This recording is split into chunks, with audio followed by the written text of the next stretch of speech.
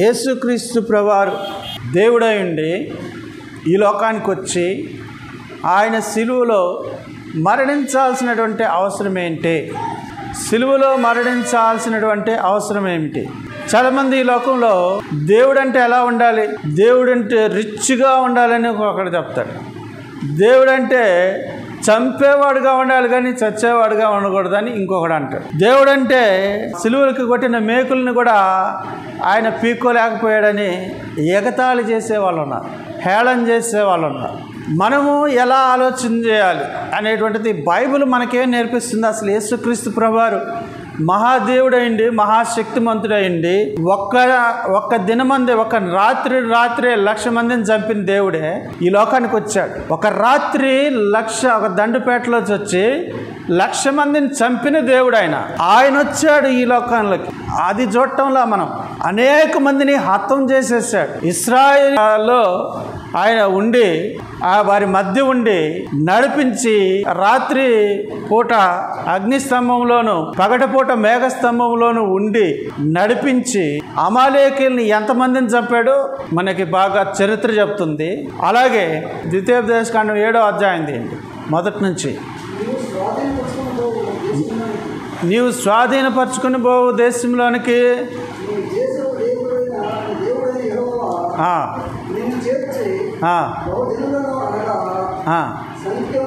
సంఖ్యకును బలమునకును నీకు మించిన హిత్తీయులు, గిర్గాషీయులు, అమోరీయులు, కనానీయులు, పెరిజ్జీయులు, హివ్వీయులు, యెబూసీయులు, ఈ 7 జాతులను ఇవి 7 జాతుల్లో నుంచి ఎంతమందిని చంపాడో ఆయన అది లెక్కే లేదు. ఎవరు? పర్టికులర్గా second person of the God's family, that is Jesus Christ. Second person of the God's family, దేవత్వంలో ఉన్నటువంటి రెండో వ్యక్తిగా ఉన్నటువంటి యేసుక్రీస్తు ప్రభువారు. అటువంటి వ్యక్తి ఇలా నేను చంపుకుంటూ పోతే ఎంతమందిని చంపాల్సి వస్తుంది? ఈరోజు నీవు నేను బతికే వాళ్ళమా? ఈరోజు నీవు నేను బతికే అవకాశం ఉన్నదా? చంపాలంటే నీవు నేను బతికే వాళ్ళమేనా? అవకాశం ఉందా బతకడానికి? బతికే అవకాశం ఉందా? లేదు. పాపం చేసిన వాళ్ళల్లా, అబద్ధం ఆడిన వాళ్ళల్లా, మోసం చేసిన వాళ్ళల్లా, మోసం చూసిన వాళ్ళనల్లా, సోదరుల మీద కోపపడిన వాళ్ళనల్లా చంపుకుంటా పోతే ఎవరు మిగులుతారు? ఎవరైనా మిగులుతారా? మిగలరు. కానీ లోకంలో దేవుడు మానవుడిని సృష్టించడానికి ఒక మెయిన్ రీజన్ ఉంది. ఆ రీజన్ పేరు ఏంటంటే పరిశుద్ధులుగా, యథార్థవంతులుగా, నీతిమంతులుగా ఉండాలి. రండి బ్రదర్, చంపుకుంటూ పోతే మనం ఎవ్వరు ఒక్కలం కూడా ఉండే అవకాశం లేదు. ఎందుకంటే ఏదో ఒక పాపము చేస్తూనే ఉంటాం, ఏదో ఒక పాపం చేస్తూ ఉంటాం. బయట జనాలు ఏం చేస్తున్నారు? వెక్కిరిస్తున్నారు. ఆయన ఆయన చంపబడ్డాడు, చచ్చిపోయినోడు ఏం దేవుడు అని అంటున్నారు కదా. చంపే దేవుడు ఆయన, చచ్చిపోయే దేవుడు కాదు. చంపే దేవుడు మన కోసం ఎందుకు చచ్చిపోయాడో ఆ వెక్కిరించే వాళ్ళకి ఒక లేఖనం చూపిస్తా. గలతీ పత్రిక 6వ అధ్యాయం 7వ వచనం తీయండి. గలతీ పత్రిక 6వ అధ్యాయం 7వ వచనం వరకే. మోసపోకుడి, దేవుడు వెక్కిరింపబడడు. మనుషుడు ఏమి విత్తునో ఆ పంటనే కోయను.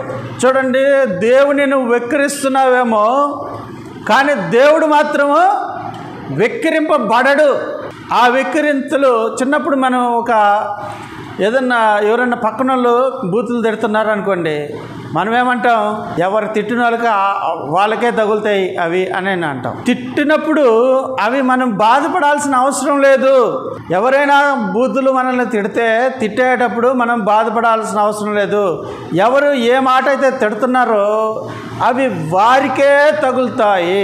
అలాగే యేసు ప్రభు వారిని ఎవరైనా వెక్కిరిస్తే ఆ వెక్కిరింత ఆయనకు పోతుంది, అది వారికే వెనక్కొచ్చి తగులుతాయి. ఒక సామెత ఉంది, ఆకాశం వైపు వేసి ఉమ్మేస్తే ముఖాన్ని వచ్చి చిందుద్దని ఒక సామెత ఒకటి ఉంది. అలానే ఇక్కడ ప్రభువైన యేసుక్రీస్తు వారు ఆయన్ని ఏమైనా అంటే అది వారికే తగులుతుంది. కాబట్టి మనం తెలుసుకోవాల్సినటువంటి విషయం ఏంటంటే దేవుణ్ణి వెక్కిరించే ఆ పరిస్థితి లేదు. అయితే ఆయన ఎందుకు అంత మహాదేవుడయిండి, శక్తిమంతుడయిండి, చంపేవాడయిండి కూడా ఆయన ఎందుకు వచ్చి చావాల్సి వచ్చింది అంటే ఇప్పుడు చెప్తున్నాను, ఆయన పరిశుద్ధులుగా ఉండాలి జనాలు అని సృష్టించాడు మనుషుల్ని. ఆ పరిశుద్ధతను మనం కోల్పోయాం. యెషయా గ్రంథం 53వ అధ్యాయం, అందరము త్రోవ తప్పి గొర్రెల వలె నశించితం అనేటువంటి మాట ఉన్నది. అక్కడ చదవండి 53వ అధ్యాయంలో.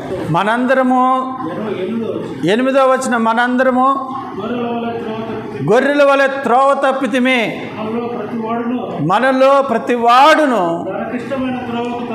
తనకిష్టమైన త్రోవకు తొలిగెను. యెహోవా మన అందరి దోషములను ఆయన మీద మోపెను. చూడండి పైన వచనాల్లో ఏమని చెప్తుంది తెలుసా? మన దోషములను బట్టి ఆయన నలుగొట్టబడిన. అది చదవండి అక్కడ పైన వచనాల్లో మన దోషములను బట్టి నలుగొట్టబడిన, మన సమాధానార్థమైన శిక్ష అతని మీద పడెను, అతడు పొందిన దెబ్బల చేత మనకు స్వస్థత కలుగుతున్నది.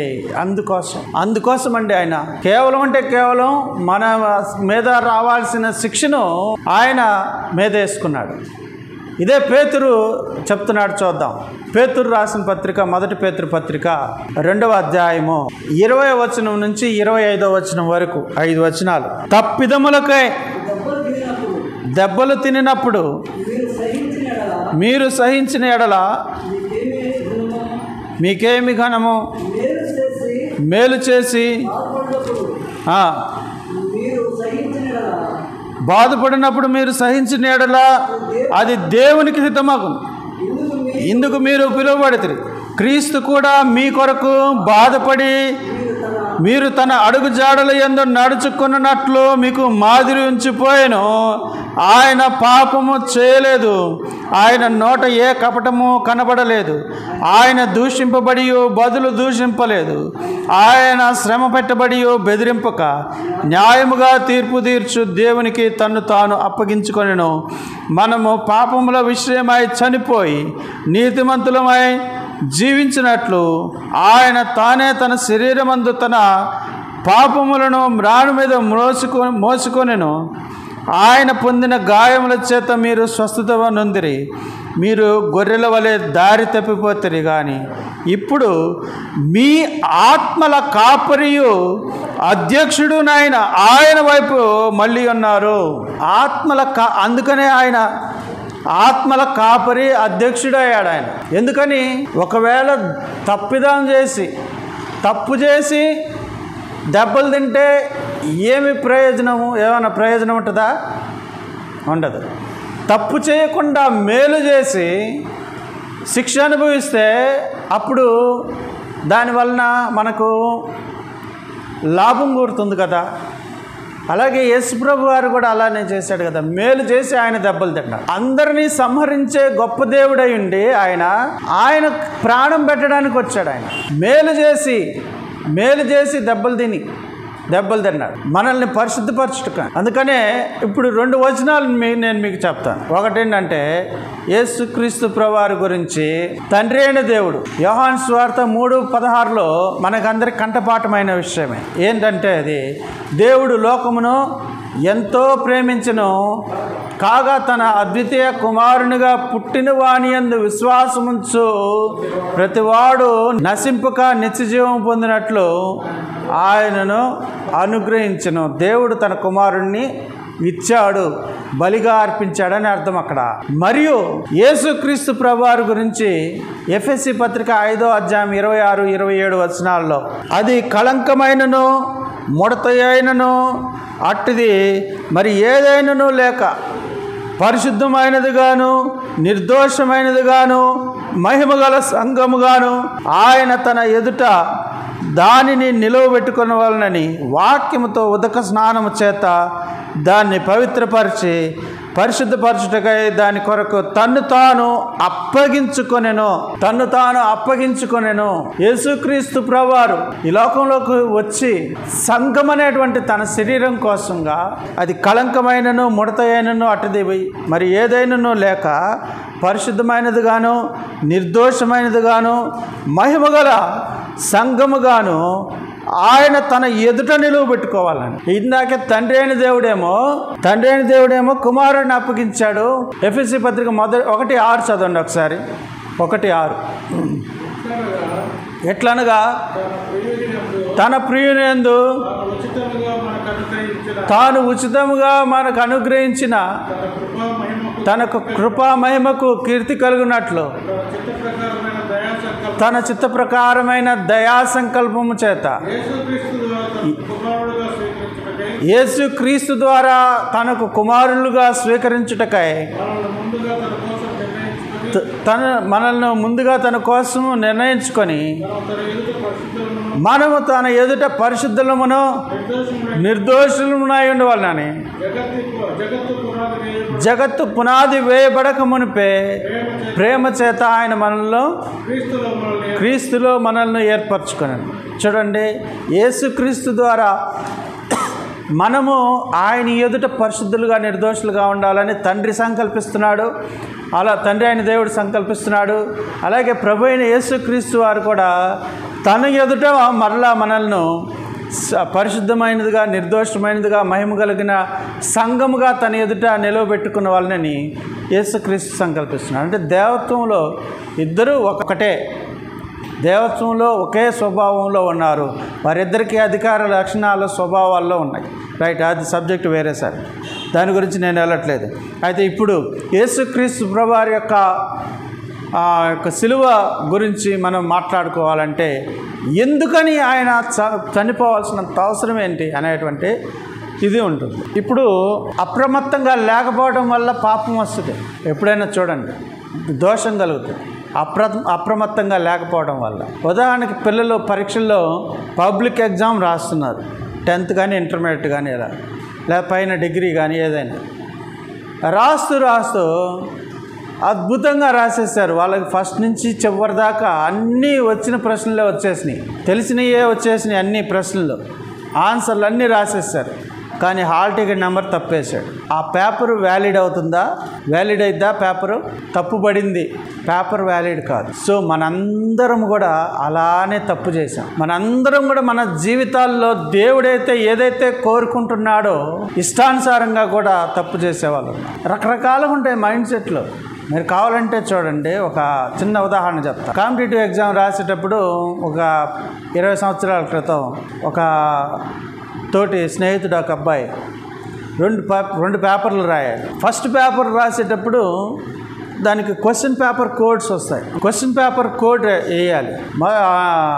క్వశ్చన్ పేపర్ ఉదయం కోడ్ అతనికి 2 పేపర్లు అంటే ఫస్ట్ పేపర్ యొక్క question paper code B code వచ్చింది అతనికి. ఆ క్వశ్చన్ పేపర్ కోడ్ వచ్చిన తర్వాత ఆ బి అనేటువంటిది ఓఎంఆర్ షీట్లో రుద్దాలి. మధ్యాహ్నం ఎగ్జామ్లో అతను అప్పటికి క్వశ్చన్ పేపర్ ఇంకా వేయలేదు, ఓఎంఆర్ షీట్ ఇచ్చేసారు. ఈ లోపల అన్ని రెడీగా చాలా అప్రమత్తంగా 1 అంటే 1 రుద్దాలి, 2 అంటే 2 రుద్దాలి, 2 ఛాన్సే లేదు. పాత రోజుల్లో అయితే పెన్సిల్ తోటి రుద్దే అవకాశాలు ఉంటాయి, కానీ ఇప్పుడు పెన్సిల్ తోటి రుద్దితే ఎరేజర్ పెట్టి తుడపచ్చు. కానీ ఒక పెన్ను, బ్లాక్ పెన్ను తోటే రుద్దాలి. ఆ ఒక దాంట్లో దాన్ని ఏమంటారు, బబ్లింగ్ చేసేటప్పుడు, అది రుద్దేటప్పుడు బబ్లింగ్ చేసేటప్పుడు ఇతను ఏం చేసాడంటే అన్నీ కరెక్ట్గానే చేసేసాడు. క్వశ్చన్ పేపర్ రాకముందే నాకు ఉదయం బి వచ్చింది కాబట్టి ఇప్పుడు సి వచ్చిందని చెప్పి సి బబుల్ చేసేసాడు. అతను సి బబుల్ చేస్తే మళ్ళీ అతనికి బిఏ వచ్చింది. నేను చెప్తానే ఉన్నా, ఎందుకయ్యా క్వశ్చన్ పేపర్ వచ్చిన తర్వాత రుద్దుకో తమ్ముడు అని. ఆ క్వశ్చన్ పేపర్ నువ్వు ఎంత బాగా ఫుల్ మార్క్స్ వచ్చినా కూడా ఆ పేపర్ వ్యాలిడ్ కాదు ఇంకా దాన్ని. సో మనము చేసేటప్పుడు పాపం అనేటువంటి దాంట్లో మనం చాలా తప్పులో పడిపోయాం. దేవుడు నరుని సృష్టించేటప్పుడు పాపము లేనివాడుగా సృష్టించాడు. నరుడైతే ఎప్పుడైతే పాపం చేసుకుంటూ వచ్చాడో కేవలం ఒక్క పాపమే చేసింది. దాన్ని సరిచేయచ్చుగా. కంప్యూటర్లోకి వెళ్ళి మెమరీ కార్డులో ఉన్నటువంటి చెత్త మెమరీ అంతా మనం డిలీట్ చేస్తుంటాం. అట్లా దేవుడు డిలీట్ చేయడానికే యేసుప్రభువుని పంపించింది. ఆ చెత్త మెమరీ అంతా డిలీట్ చేయడానికి యేసుక్రీస్తు ప్రభువుని పంపించింది. ఆయన రక్తంలో ఆయన ముందు పాపాలు ఒప్పుకొని నిబంధన చేసుకొని మనం ఏదైతే చేస్తామో అప్పుడు ఈ పాత మెమరీ అంతా ఇంకా ఆయన దగ్గర ఉండదు. అప్పుడు తీసేస్తాడు దాన్ని మనకు సంబంధించినంతవరకు. ఇకో దీనివల్ల నేను నీకు నిన్ను తీర్పులోనికి తీసుకురాను, ఇక మీదట నువ్వు పాపం చేస్తే దాన్ని తీసుకొస్తానని చెప్పి దేవుడు మనతో నిబంధన చేస్తాడు. సో అందువలన పాపం, పాత రోజుల్లో పాపం ఏం చేశారు? అసలు మొట్టమొదట పాపం ఏం చేశారు? ఆదాము హవ్వలు ఏం పాపం చేశారంటే, హవ్వేమో తినొద్దన్న పండు తినేసింది, ఆదాముకి మాత్రం ఇచ్చి నువ్వు తింటావా లేదా అని చెప్పి కూర్చుంది, తినేశాడు. ఇద్దరు పాపం చేశారు. ఇద్దరిని బట్టి, స్త్రీని బట్టి ఏమో ఇద్దరిని బట్టి మరణం వచ్చింది. స్త్రీకి ఇవ్వాల్సినటువంటి శాపాలు ఇచ్చాడు, పురుషుడికి ఇవ్వాల్సినటువంటి శాపాలు ఇవ్వడము జరిగింది. ఇద్దరికి శాపం ఇచ్చాడు. నేల శపించబడింది. అసలు మనం ఉండే నేల అసలు నేలేగా చెప్పాలంటే దేవుడిచ్చిన నేలతో పోలిస్తే, దేవుడిచ్చిన నేలతోటి పోలిస్తే మనకు ఉండే ఈ నేలే కాదు. సూక్ష్మజీవులు, ఈ క్రిములు, ఇలాంటి మనల్ని ఏం చేయలేవు. అవన్నీ తెగుళ్ళు. అయ్యి దేవుడు పంపించే తెగుళ్ళు ఎప్పుడు వస్తాయంటే మనం తప్పు చేసినప్పుడే తెగుళ్ళు వస్తాయి. వ్యవసాయం చేసేటప్పుడు పంట పండలేదని అల్లాడిపోతుంటాం. ఎందుకని? ఇదంతా కూడా దేవుడిచ్చినటువంటి శాపం వల్ల వచ్చినటువంటి.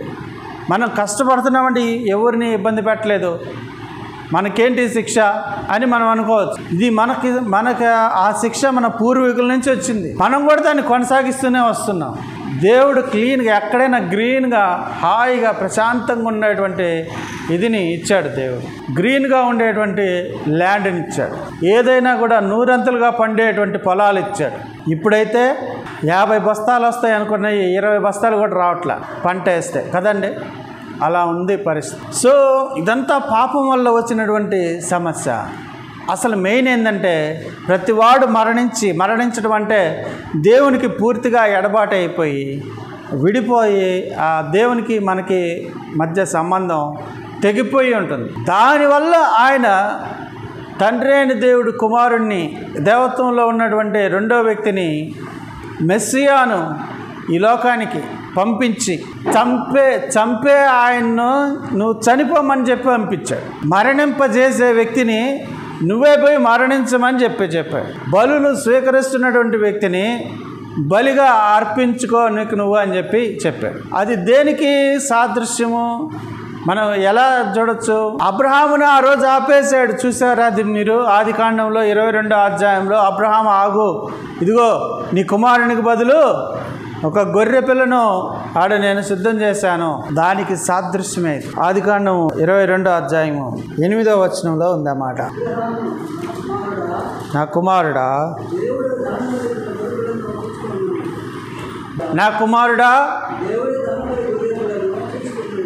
దేవుడే చూచుకొనను అన్నాడు.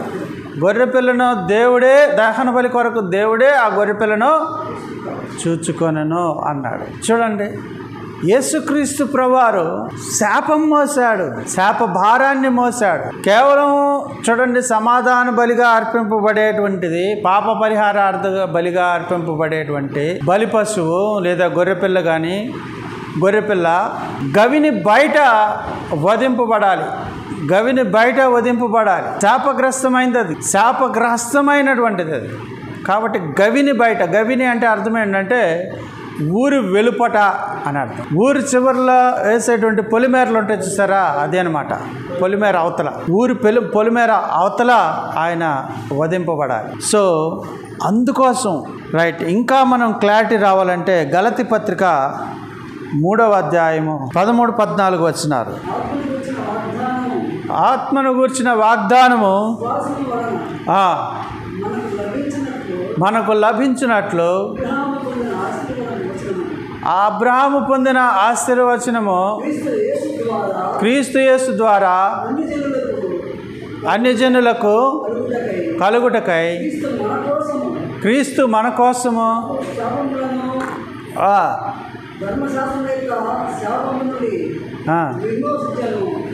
క్రీస్తు మన కొరకు శాపమై అనేటువంటి మాట ఉన్నదట.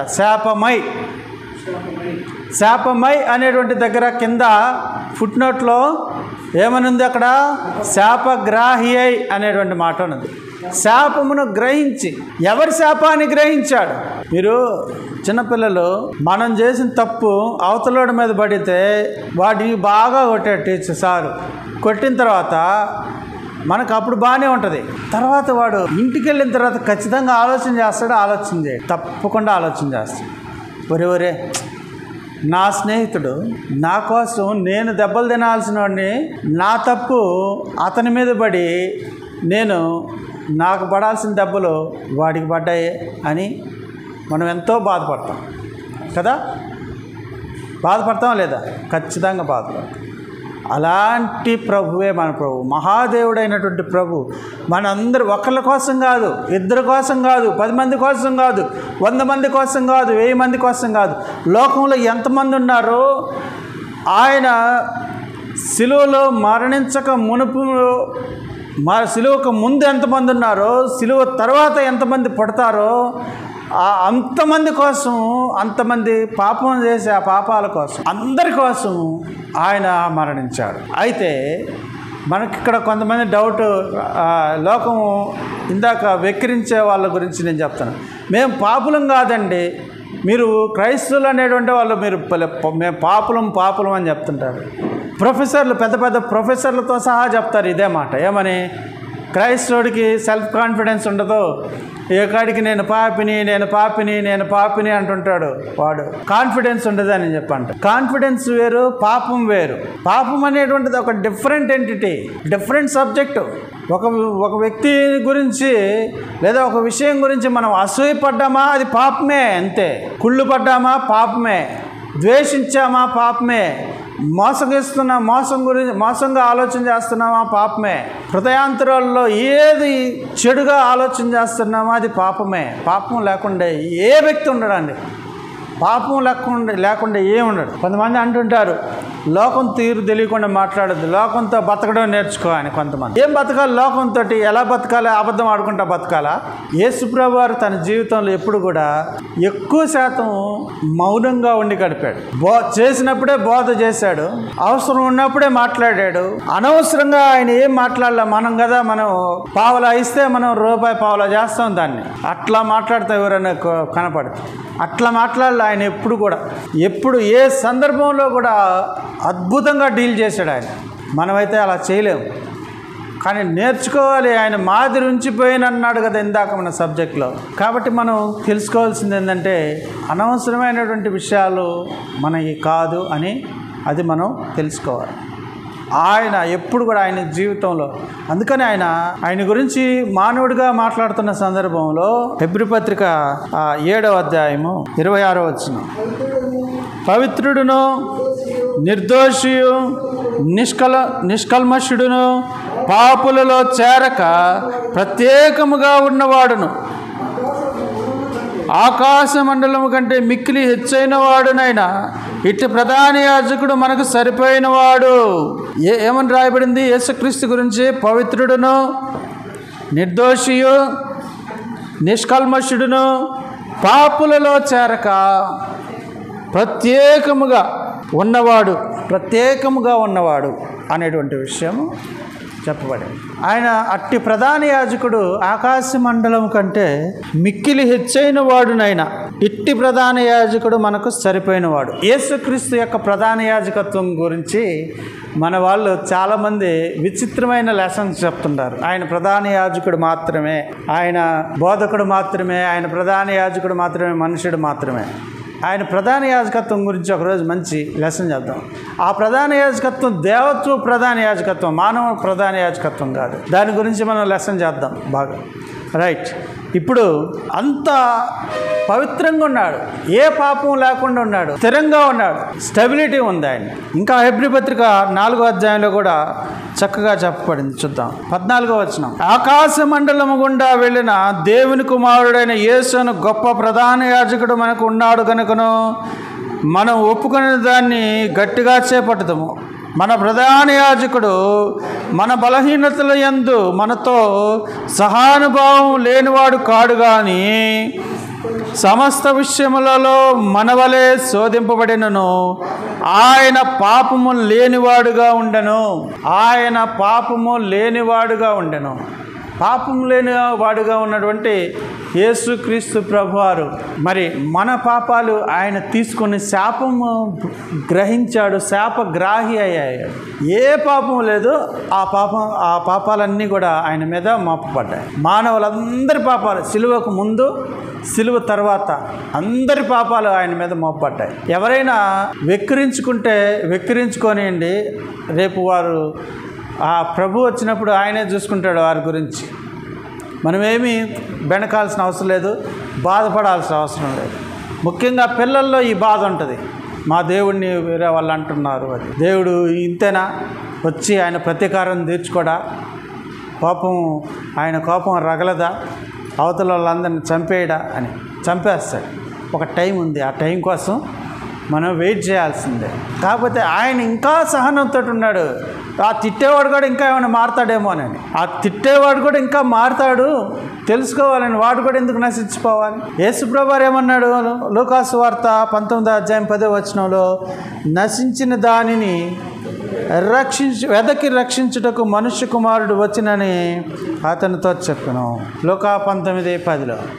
అలాగే యేసుక్రీస్తు ప్రభువారిని గురించి మన యోహాను గారు, బాప్తిస్మ ఇచ్చే యోహాను సువార్త 1వ అధ్యాయము 29వ వచనంలో ఏమన్నాడంటే, ఇదిగో లోక పాపమును మోసుకొని పోచున్న దేవుని గొర్రెపిల్ల అన్నాడు. లోక పాపములను మోసుకొని పోవచ్చున్న దేవుని గొర్రెపిల్ల అని యోహాను గారు అన్నాడు. అనేక సందర్భాల్లో నేను ప్రాణము పెట్టుటకు వచ్చుతాను. యోహాను సువార్త 10వ అధ్యాయంలో ఏమన్నాడు? మంచి కాపరి తన గొర్రెల కొరకు తన ప్రాణమును పెట్టును అన్నాడు. అదే సందర్భంలో నా ప్రాణము పెట్టుటకు నాకు అధికారం కలదు, దాన్ని తిరిగి తీసుకొనుటకు నాకు అధికారము కలదు, అది నా తండ్రి వలన పొంది తినాలని.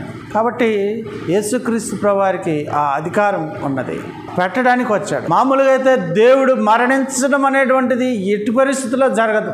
ఎటువంటి పరిస్థితుల్లో దేవుడు చనిపోవడం అనేటువంటిది ఎట్టి పరిస్థితుల్లో జరగదు. ఎటువంటి క్లిష్టమైన పరిస్థితుల్లో కూడా దేవుడు మరణించడు. అందుకనే ఆయన ఏం చేశాడంటే మానవ అవతారంలో వచ్చాడు, మానవ రూపంలో వచ్చాడు మరణించడానికి. మరణించి ఆ మరణాన్ని జయించేటువంటి టాపిక్ ఎల్లుండి ఈస్టర్ పండుగ. ఈస్టర్ రోజు మనం చెప్పుకుంటాం మరణాన్ని జయించి మళ్ళా తిరిగి లేచేటువంటి విషయం. ఆ యొక్క లెసన్ గొప్ప లెసన్, ఇంకా అది బాగుంటుంది, చూద్దాం. రైట్, ఇక ముగింపులోకి వస్తున్నాను. యేసుక్రీస్తు ప్రభువారు అంటే మనం చెప్పుకుంటా పోతే చాలా ఉన్నాయి. యేసుక్రీస్తు ప్రభువారు సిలువలో పలికినటువంటి 7 మాటలు. మొదటి మాట, తండ్రి వీరేమి చేయుచున్నారో వీరెరుగురు కనుక వీరిని క్షమించు. మీకు వచనాలు కావాలా? తీస్తే లేట్ అవుతాయి. తండ్రి వీరేమి చేయుచున్నారు వీరెరుగురు కనుక వీరిని క్షమించుము అని అన్నాడు. అంటే అర్థం ఏంటంటే అక్కడ యూదులు చాలామంది యేసుక్రీస్తు ప్రభువారిని సిలువ వేసేటప్పుడు వారు సమ్మతించినటువంటి వారు ఉన్నారు. వారిలో వాత వేయబడిన మనస్సాక్షి గల వారు కొందరున్నారు, మరియు వాత వేయబడని మనస్సాక్షి అంటే మృదు స్వభావం కలిగినటువంటి వారు కూడా ఉన్నారు. ఈయన ఒక కొత్త విధానాన్ని తీసుకొని వచ్చి ఆయన మాట్లాడుతున్నాడని వాత వేయబడిన మనసాక్షి గల వారు ఉన్నారు, కొంతమంది ఏమో యూదా మతంలో ఉన్నారు. ఈయన తీసుకొచ్చినటువంటి కొత్త నిబంధన తెలియదు, వారికి తెలియలే, అర్థం కాల.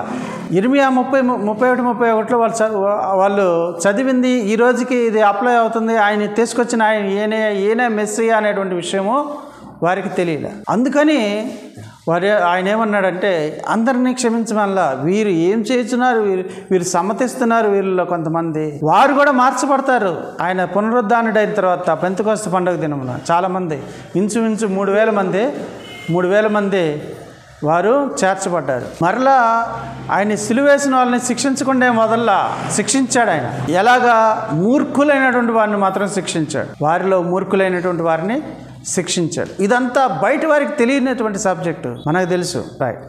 తర్వాత వచ్చి నేడు నీవు నాతో కూడా పరదేశంలో ఉందువు. 2 దొంగల్ని కుడివైపున ఒకరిని ఎడమవైపున ఒకరిని సిలువేశారు ఆయనతో పాటు. సిలువేసినప్పుడు ఆ దొంగల్లో ఒకడేమన్నాడంటే, ఇదిగో ప్రభువా, నిన్ను విడిపించుకొని మమ్మల్ని కూడా విడిపించుకోవచ్చు కదా, నువ్వు దేవుని కుమారుడు అయితే అని చెప్పి అన్నారు.